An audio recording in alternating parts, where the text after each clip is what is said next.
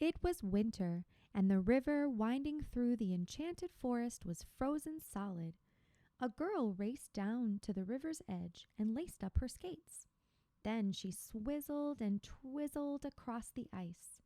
She did fancy figure eights, lovely loops, and willowy waltz jumps. Her spins were superb. Everyone called her Little Red Gliding Hood. Story by Tara Lazar. Pictures by Troy Cummings. Little Red's skates were worn in and worn out, no longer snow white, and a little too tight. She frowned at the creases and crumples. Soon she wouldn't be able to use them to skate to Grandma's. She went there every Sunday. No more visits with Grandma. Little Red couldn't imagine. She swizzled down the river and saw a flurry of friends gathering beneath a banner. A pairs skating competition. The prize, brand new skates. "Oh, slippery slush, I've got to win," said Little Red Gliding Hood. But Little Red needed a skating partner. The dish danced with the spoon, and Hansel spun Gretel like sugar. Little Red had no one. She asked each of her friends. Little Boy Blue just shivered and quivered. Cold. The 7 dwarfs were more interested in passing a puck around. Old MacDonald slipped and fell. E-I-E-I, ouch. Little Red shook her head. None of these partners would do.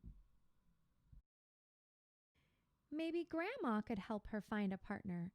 Little Red whisked off to Grandma's cottage, skating swiftly to avoid the big, bad wolf.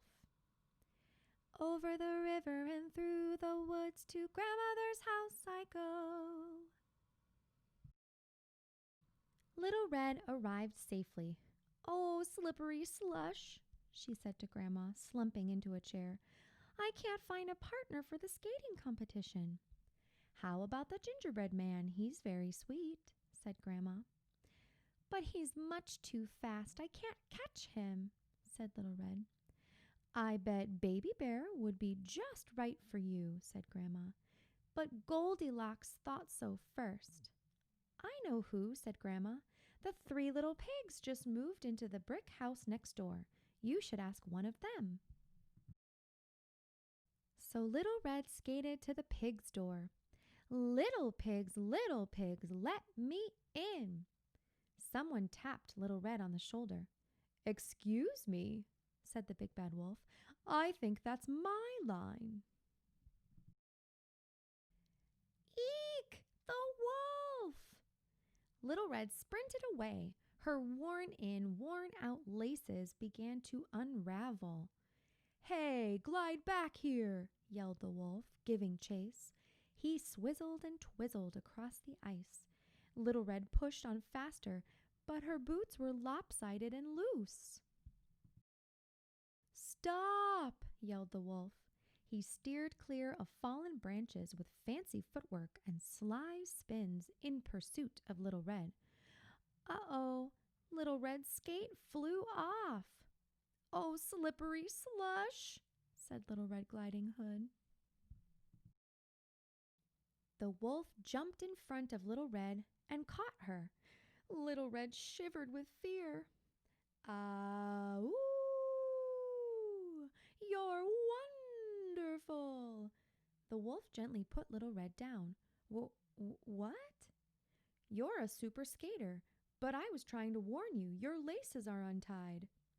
Oh, Little Red couldn't believe it. This was the big bad wolf?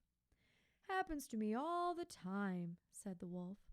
"My skates are older than Rip Van Winkle."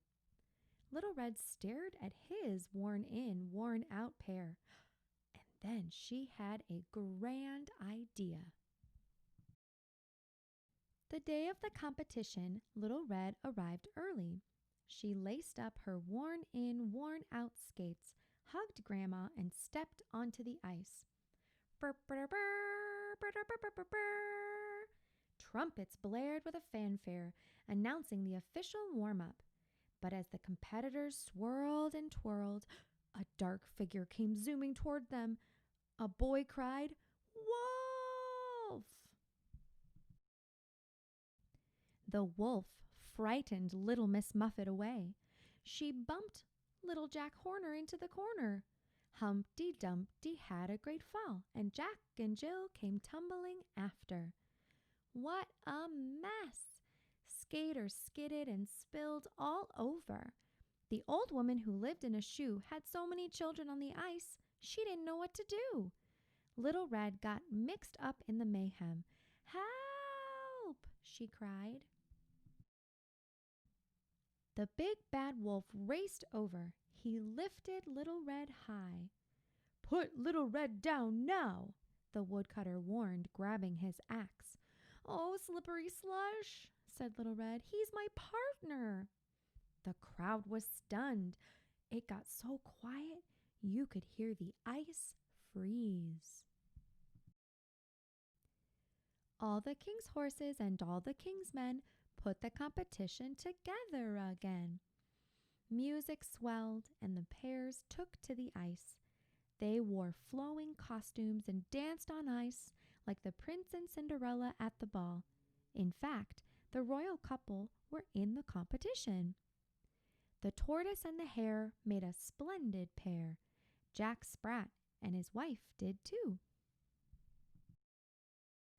Then Little Red Gliding Hood and the big bad wolf swizzled and twizzled across the ice. They did fancy figure eights, lovely loops, and willowy waltz jumps. Their spins were superb. No one could believe the big bad wolf was actually good. "That's a performance I'll remember happily ever after," cheered Grandma. The judges whispered. They nodded. They scrawled. They raised a row of perfect tens. Little Red and the big, not-so-bad wolf were named the winners. "Oh my, what big skates you have," said Little Red. The wolf flashed a toothy grin. "All the better to glide with you, my dear." The end.